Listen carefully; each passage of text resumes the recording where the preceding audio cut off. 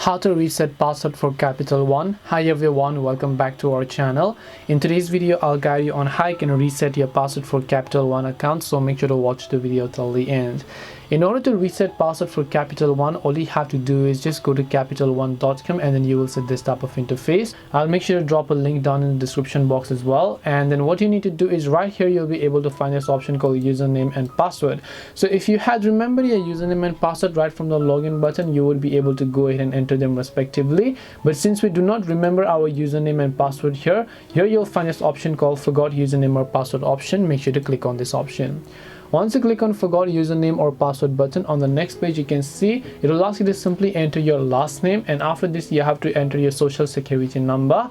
Once you enter your social security number, enter your date of birth, and if your account details matches with one of the accounts on Capital One database, you can just tap the find me option and then you'll be able to reset your account details in that way.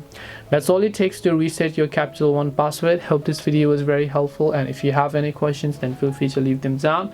Thank you very much for watching till the end of this tutorial, and see you soon in the next video.